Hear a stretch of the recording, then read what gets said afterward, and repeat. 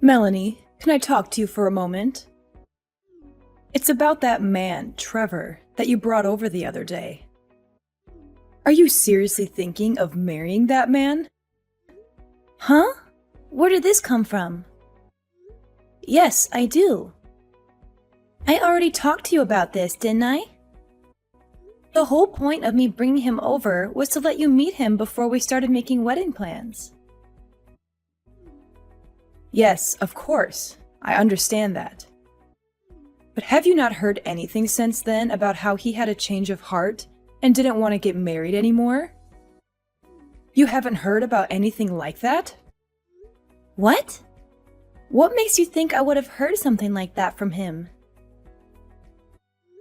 Could you not just casually ask about something with such serious implications? Here I was feeling relieved that it looked like you were getting along really well with him, and now you come out with this talk? Trevor is not the kind of cold-hearted person who would do something like that. Yes, I get it. Your father and I certainly got the impression when we met him that he was quite a sincere person. There's no way I would say something so terrible at someone you clearly have such feelings for. Okay, sure, if you say so. But that just begs the question. Why would you go and say something that sounds like you're expecting the two of us to break up? Yes, well, about that. Melanie, I want you to let go of Trevor and let Emily be with him instead. I'm sorry, what? Don't you I'm sorry, me. I made myself quite clear, didn't I? I think Emily is a far better match for Trevor than you are, so she should be the one to marry him. You think what now? I am not going to repeat myself. You need to break off your engagement with Trevor immediately. Hold on. You're being serious right now. This isn't some elaborate joke you're trying to pull? I had a talk with our family, and it has been decided that we're going to have Emily marry Trevor instead of you. Starting today, we are considering Trevor to be engaged to Emily. What the heck are you talking about? We believe that your cute little sister is more than fit to marry Trevor, so there shouldn't be any problems. You're her older sister. There's nothing strange about giving her something she wants, is there? Yes? There's lots of things strange when it comes to giving away the man who proposed to me. An engagement isn't something where you can just switch up one of the people involved, like you're subbing out an injured football player. There's no way Trevor is going to be okay with this. What are you talking about? There isn't a man on earth who wouldn't be happy to marry Emily. I mean, look at her. She's the most beautiful woman in the area. Everyone agrees. With someone like her still single and being such a good match for him, it's not your place to speak up against the idea. I have absolutely no idea what you're talking about. I think I have a right to a say about my own engagement. Thankfully, whether or not you understand doesn't matter. No matter how much you struggle to accept it, we have decided as a family that Emily will marry Trevor. I'll be contacting him shortly about our desire to break up the engagement. So please try not to get in the way of their love, okay? You aren't going to be the one seeing him anymore, understand? Just be a good girl and let it go. Trevor, are you there? My family hasn't tried to bother you about anything, have they? Oh, Melanie, I was just about to contact you actually. Oh no. So someone's already talked to you, haven't they? Yes, they did. Your mother just sent me an extremely troubling message just a minute ago. It was about her saying that I was to start living together with your younger sister without delay. What? That's what she's trying to get you to do? I mean, I don't think this message is your fault, but this still is a bit much. It really threw me for a loop when I first looked at it. I think I see what happened. When you came to meet my parents the other day, they forced you to give them your number, didn't they? I'm sorry. I should have done something to try to stop them. Don't apologize. Huh? I just told you that I didn't think it was your fault, didn't I?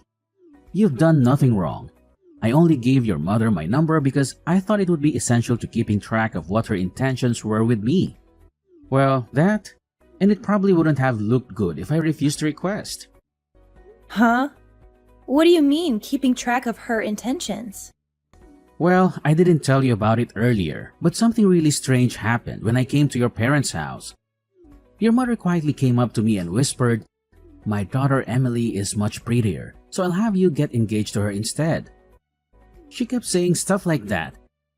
"I'll be sure to get Melanie to break off the engagement so it doesn't look bad for you." I wasn't really sure whether to tell you about this or not at first, but while I was thinking about it, she just kept pestering me with messages. It seems like this is what she was leading up to. Oh, well, she did all that. That's just crazy. I never imagined she would come up with a scheme like this. Yeah, well, when I had first met her, she seemed to be paying very close attention to anything I did. She honestly just seemed overly intense, even when she was staying quiet. Even with that attitude though, I can't say I ever expected her to be planning to try to change the person I would marry until she whispered that to me. Frankly, I still couldn't believe it when she said it. But I also couldn't think of any reason why someone would say something like that as a joke. I am so sorry. Hey, come on. Didn't I already tell you not to apologize? This is your mom's fault, not yours. Anyway, I already sent her a reply, refusing her request, or maybe I should call it her demand with how she was talking. That said, it might be easy for me to just send her a refusal. But getting her to actually accept it is another thing entirely. Yeah, you're definitely right on that one. She's not going to take this lying down. She's the kind of mother who wants to grant every little wish of her favorite daughter. Unfortunately, that favorite daughter is my little sister, not me. Wow, are you serious? It sounds like your life growing up must have been tough. Anyway, what should we do about this? First off, I think you should try to avoid contact with her as best as you can. Avoid her? What do you have in mind? Well, I think there's a pretty likely possibility that she will try to find your address. So you might want to stay somewhere else for a while. My place won't work since she knows where I live already. Do you have a friend or a relative you can stay with for a while? I can ask my cousin for help. He doesn't live too far away. He might be able to let me stay with him for a while. Oh, yeah. He's the one who's living alone the next town over, right? Isn't he a college student? Right on both counts. Now that I think about it, it's actually a pretty great plan. Since I'm a freelancer, I don't have any sort of office to report into that your mom can try to barge in on. And since my cousin is in another town, it should be easy for me to lay low there without any chance of just running into her randomly on the street. Yeah, that is a good idea. Okay, I'll contact him right away. Now that I think about it, my current apartment is going to be undergoing renovation soon. They offered me a deal to vacate my place, so I might just be able to move pretty soon anyway. It's an option at least. I'm really sorry that my stupid mother is making you go to all this trouble. No, don't worry about it. I'll give you a call once things have quieted down, okay? Take care. Thanks. Hopefully things settle down quickly. You be careful too.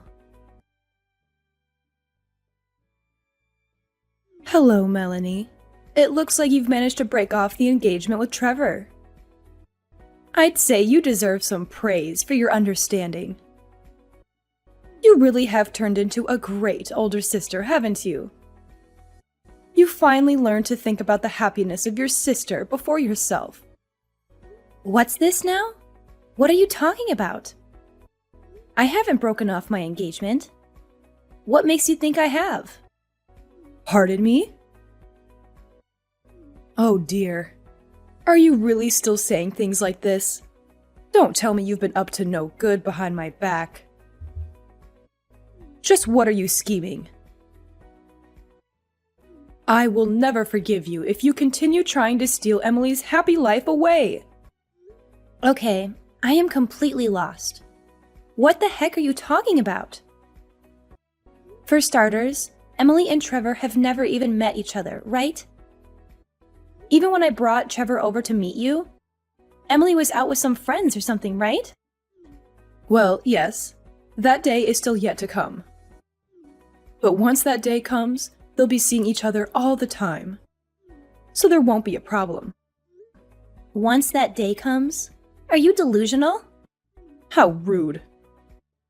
Look, when Trevor came to see us, your father followed him home to figure out where he lived. Oh, you did you? Nothing wrong with that.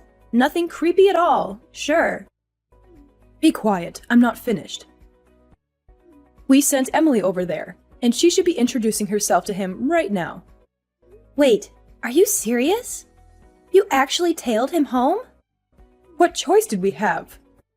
No matter how much we asked him, he just wouldn't tell us his address. How else were we going to find out? If Emily's going to start dating him, we would need to know his address.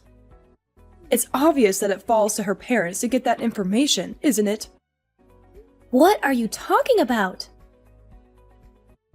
You are completely insane. None of this is anywhere near normal, let alone obvious.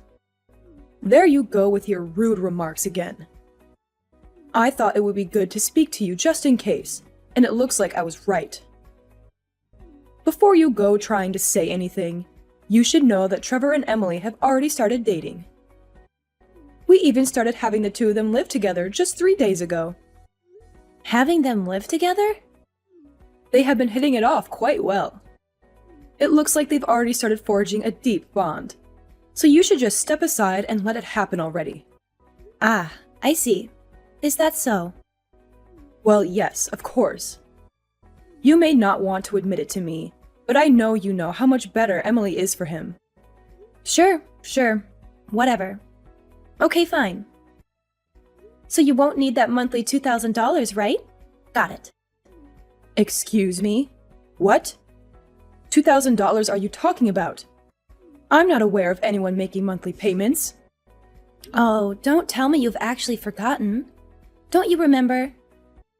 7 years ago, Dad's old company went bankrupt. Sure, he got a new job pretty quickly. But if you remember, his salary was a pittance compared to his old job. That's why you asked me to send you $2,000 every month to make up for some of the income he lost. Did you really forget? Wait, what? You're telling me that you've still been doing that? That's been continuing these whole 7 years? Well, neither of you ever really talked to me about stopping, so I just kind of kept going along with it. I mean, sure, I felt like giving you $2,000 a month was going a bit overboard. But I knew that at the time Emily was hard at work at a private high school and learning from extra tutors too. I figured those extra expenses added up quite a bit, so I didn't really complain. I thought you'd tell me when you didn't need the money anymore. My job pays me well enough that even with that amount going out every month, I was far from destitute anyway. So I just quietly accepted it. Despite what you may think, I do actually care about Emily after all. Though, frankly, the number one reason I kept sending you the money was that I knew she would leave the house eventually. Once she was supporting herself, especially once she got married, I knew she could handle herself just fine. I just wanted to support her until then. Since she's leaving now, I figure that Dad's current income is enough to support just the two of you, isn't it? With Emily gone, there's not really any reason for me to keep sending you money anymore, is there? Wait, hold on a moment. If that's how it's going to be, then just wait. I'll bring Emily back here right away. Oh, what's that now? Look, it's fine if you don't want to break off the engagement with Trevor. I won't stop you, okay? So please don't stop sending us the money. Please, just keep sending it like you have up until now. Excuse me? I'm telling you, I'll contact Emily right away. So please, keep sending us the money. Hey Trevor, the avoidance plan was a great success. Not only that, your idea of moving just made it that much better. Oh, it was? What, did you hear something from your mom? Yeah, you could say that. When you left my house after meeting my parents, it turns out my dad tailed you. That's how they managed to learn where you live. What? He was tailing me the whole way home. Sometime afterward, it sounds like they sent Emily to your apartment. Are you serious? That's not just creepy. That's downright terrifying. That's not all. Mom told me that Emily had started living with you a few days ago. Wait, she said what? No. I haven't so much as seen her. She's not living with me. Relax, I know. I was certain that wasn't actually the case. Though, now that I think about it, if Mom were to have actually sent Emily to your apartment, where is she now? Wait, hold on. Is something wrong? I just got something from Emily. Apparently, she just called me. That's surprising. I don't remember the last time she actually called me. When I call her, she just doesn't respond. She might be calling because of this whole incident. Why didn't you call her back? Good idea. I'll give her a call. I'll talk to you later.